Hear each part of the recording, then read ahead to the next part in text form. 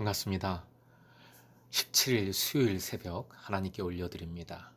모든 상황 속에서 함께 찬양 부르십니다.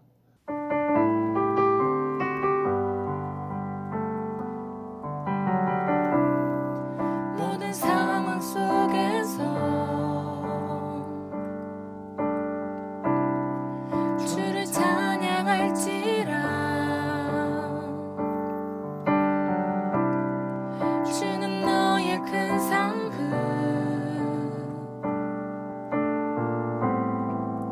큰 도움이시라. 주의 얼굴 구할 때 주의 영을 부으사 크신 사랑 안에서 주를 보게 하소서. 내 영혼이 확정되어 싸우니 믿음의 눈 들어 주를 바라봅니다. 내 영혼이 확정되어 싸우니 믿음의 눈 들어 주를 바라봅니다. 오늘 허락하신 말씀은 창세기 41장 37절에서 39절까지의 말씀입니다. 함께 읽겠습니다. 바로와 그의 모든 신하가 이 일을 좋게 여긴지라.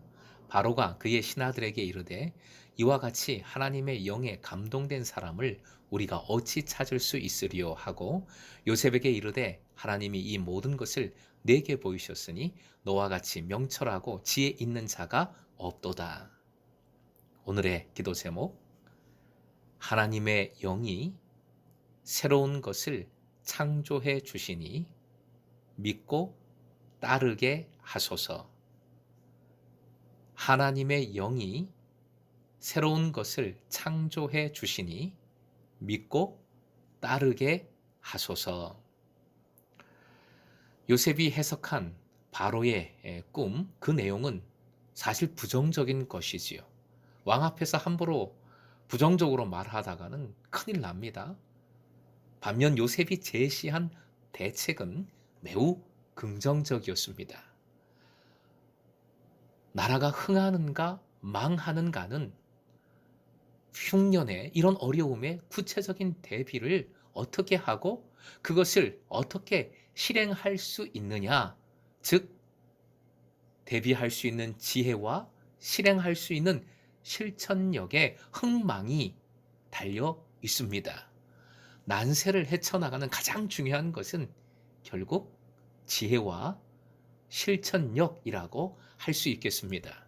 주님은 요셉에게 두 가지를 다 주신 것이지요. 그러니 오늘 본문 37절 바로와 모든 신하가 좋게 여기지 않을 수 없습니다. 더 나아가 38절 39절을 일러라면 바로의 흥분이 느껴집니다. 그 흥분 충분히 공감이 가지요. 이상한 꿈 때문에 많이 걱정했는데 또 해석을 들으니 미래가 정말 더 걱정이 되는데 그 모든 것을 준비하고 해결할 수 있는 지혜로운 자가 이렇게 나타났으니 얼마나 좋겠습니까? 38절의 표현 다시 읽겠습니다. 화면 보시고 함께요. 이와 같이 하나님의 영에 감동된 사람을 우리가 어찌 찾을 수 있으리요. 39절 끝에는 너와 같이 명철하고 지혜 있는 자가 없도다 라고까지 하고 있습니다. 38절의 표현에 하나님의 영이라는 말씀이 중요합니다. 창세기에서 하나님의 영이라는 표현이 나온 것은 오늘 본문이 두 번째입니다. 첫 번째는 창세기 첫 장 창조에 관한 말씀에서입니다. 창세기 1장 2절 화면 보시고 함께 읽겠습니다. 땅이 혼돈하고 공허하며 흑암이 깊음 위에 있고 하나님의 영은 수면 위에 운행하시니라. 비록 바로의 입으로 하나님의 영이라는 표현이 나왔지만 성경은 하나님께서 요셉을 통해 새로운 창조를 이루실 것을 시사하고 있는 겁니다. 보여주고 있는 겁니다. 요셉은 하나님께서 주신 명철과 지혜로 미래를 열어갈 것입니다. 새로운 일을 행할 것입니다. 구원입니다. 바로 하나님께서 하시는 것이지요. 구원의 창조, 새로운 일의 창조입니다. 하나님의 영이 임하여 사람을 세우시는 모습, 새로운 것을 창조하시는 모습을 구약 성경은 세 가지로 우리에게 알려줍니다. 첫 번째로 하나님의 영이 임하시면 모든 물건을 아름답게 만드는 솜씨 좋은 장인이 세워집니다. 출애굽기 31장 1절 제가 읽어드리겠습니다. 그 이하의 말씀까지 읽어드립니다. 여호와께서 모세에게 말씀하여 이르시되 내가 유다 지파 훌의 손자여 우리의 아들인 부사레를 지명하여 부르고 하나님의 영을 그에게 충만하게 하여 지혜와 총명과 지식과 여러 가지 재주로 정교한 일을 연구하여 금과 은과 노스로 만들게 하며 보석을 깎아 물리며 여러 가지 기술로 나무를 새겨 만들게 하리라. 올리압과 부사레를 통하여서 하나님께서는 그 성막에 관련된 모든 거룩한 기구를 만들게 하셨지요. 금과 은과 놋, 모든 보석, 나무까지도 다 잘 다루어서 아름다운 물건을, 하나님 앞에 거룩한 물건을 만들게 하셨습니다. 두 번째로 하나님의 영이 임하시면 전쟁을 승리로 이끄는 용사가 세워집니다. 사사기 6장 33절, 34절 함께 읽겠습니다.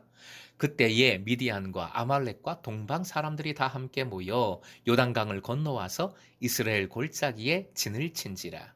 여호와의 영이 기드온에게 임하시니 기드온이 나팔을 불매 아비에셀이 그의 뒤를 따라 부름을 받으니라. 미디안, 아말렉 엄청난 연합군이 침공을 했어요. 그런데 여호와의 영이 기드온에게 임하시니 결국 기드온이 승리를 이끌지요. 그 전쟁 승리로 이끕니다. 셋째, 지혜로운 통치자를 여호와의 영이 임해서 세워주십니다. 사울을 왕으로 세우실 때 사무엘은 이렇게 대언했어요.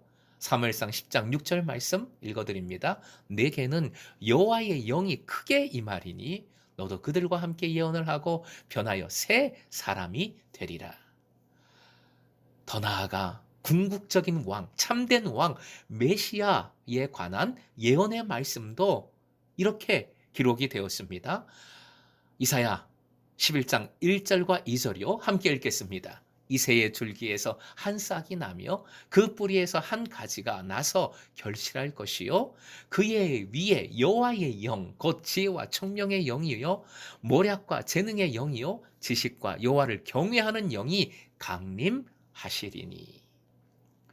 사랑하는 금성의 제자 여러분, 우리는 성령께서 함께하는 사람들임을 믿으시기 바랍니다. 그러니 다른 것 구하지 마십시오. 오직 성령 충만을 구하십시오. 하나님의 영은 지혜의 영이십니다. 승리의 영이십니다. 새로움의 영이십니다. 아름다움의 영이십니다. 그러니 가장 좋은 것, 성령을 구하십시오. 무엇보다 하나님의 영으로 우리는 참된 왕, 우리 예수 그리스도 주님의 통치를 누리고 주님을 본받는 삶을 온전히 살아가게 됩니다. 개인뿐만 아니라 교회도 동일합니다. 위드 코로나, 비욘드 코로나 여러 가지 말이 나오고 있어요.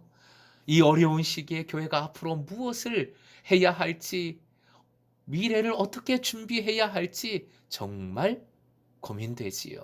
모든 교회가 고민하면서 기도하고 있습니다. 준비하고 있습니다. 명철과 지혜는 오직 성령께서 주시는 줄 믿습니다.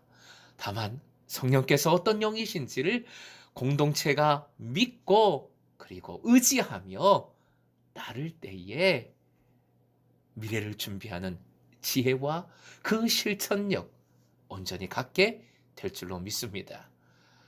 주일 설교에도 함께 나누었던 말씀인데요. 스가랴 4장 6절 말씀 함께 읽음으로 오늘 말씀 마무리하겠습니다. 함께 소망으로 우리의 결단으로 읽겠습니다.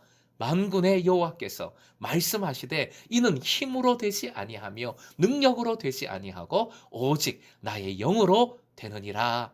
아멘.